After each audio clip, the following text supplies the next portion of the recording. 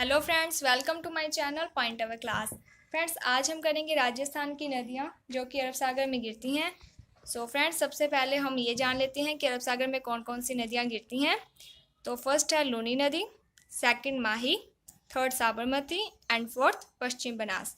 Friends, ये जो चार नदियाँ हैं ये अरब सागर में गिरती हैं। और जो लूनी नदी की सहायक नदियाँ जवाई, जोजड़ी, मिचड़ी, सुकड़ी आदि हैं। और माही नदी की सोम, जाखम, गोमती आदि हैं। सो फ्रेंड, हम इसमें मेन नदियां ही करेंगे सबसे पहले। फ्रेंड्स, अगर आप राजस्थान का मैप सीखना चाहते हो तो मैंने एक वीडियो बनाई है राजस्थान के मैप की, तो आप वहां से सीख सकते हैं। तो सबसे पहले हम लूनी नदी को राजस्थान के मैप में पढ़ना सीखेंगे। तो फ्रेंड्स, जो लूनी नदी है वो अजमेर के नाग पहाड़ियों से निकलती है। फ्रेंड्स, अजमेर को राजस्थान का हृदय भी कहते हैं। फ्रेंड्स, ये यहाँ से नाग पहाड़ियों से निकलती है। इसके बाद यहाँ पर एक आना सागर झील है, वहाँ से होती हुई ये नागौर में प्रवेश करने के बाद ये फ्रेंड्स पाली में जाती है। एंड इसके बाद फ्रेंड्स यहाँ पर जोधपुर है, तो ये फ्रेंड्स जोधपुर में प्रवेश करती है। जोधपुर के साथ फ्रेंड्स यहाँ पर बाड़मेर, तो ये बाड़मेर में जाएगी। फ्रेंड्स, यहाँ पर एक जगह है बालोतरा, यहाँ से होती हुई ये नदी जालोर में प्रवेश करती है। एंड इसके बाद ये फ्रेंड्स नदी गुजरात में आती हुई यहाँ पर कच्छ के रण में जाकर अरब सागर में गिर जाती है। फ्रेंड्स, ये लाइट लाइन जो बनाई हुई है ये गुजरात की है, और ऊपर वाली जो जगह है इसे कच्छ का रण कहते हैं। एंड जो नीचे वाली जगह है इसे खंबात की खाड़ी कहते हैं।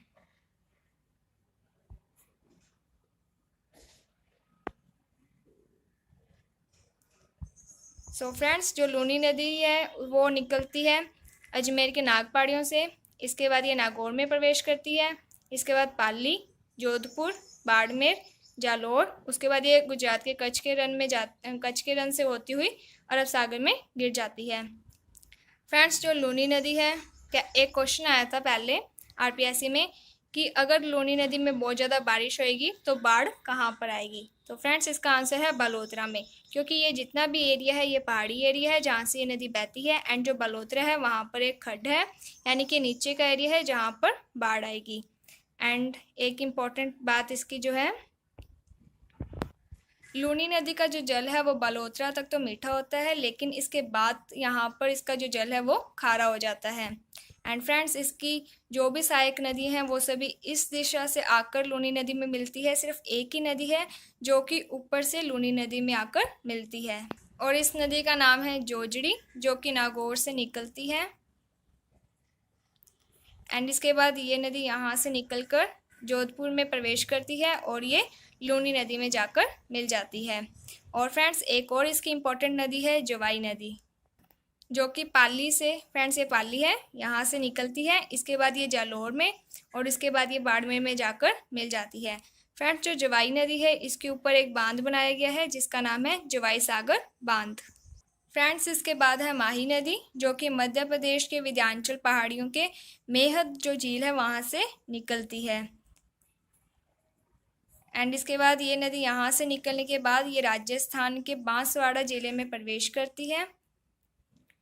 और इसके बाद ये बांसवाड़ा और प्रतापगढ़ जो जिले की सीमा बनाती हुई ये डूंगरपुर, बांसवाड़ा थोड़ा थोड़ा एरिया में कवर करती हुई लास्ट में गुजरात में जाती हुई खंबात की खाड़ी में जाकर अरब सागर में गिर जाती है। फ्रेंड्स, जो लूनी नदी है वो कच्छ के रण से होकर अरब सागर में गिरती है। एंड जो माही नदी है वो खंबात की खाड़ी से होकर अरब सागर में गिरती है। सो फ्रेंड्स, ये एक इम्पॉर्टेंट चीज़ है जिसको आपको ध्यान रखना होगा। एंड इसके बाद जब माही नदी यहाँ पर डूंगरपुर से होती हुई जाती है तो यहाँ पर एक जगह आती है वेनेश्वर। फ्रेंड्स, एक माही नदी की आपको बताई हैं कि दो सहायक नदियाँ हैं मेन, एक है जाखम और एक है सोम नदी। फ्रेंड्स, उदयपुर के ऋषभदेव के बीचामेड़ा पहाड़ियों से एक सोम नदी है वो निकलती है, और ये वेनेश्वर नामक जगह पर जाकर मिल जाती है। एंड जो जाखम नदी है वो प्रतापगढ़ छोटी सादड़ी से निकलती है। एंड ये भी सोम नदी में वेनेश्वर नामक स्थान से पहले मिल जाती है। और फ्रेंड्स, ये जो वेनेश्वर नामक जगह है ये तीनों नदियों का संगम स्थल है।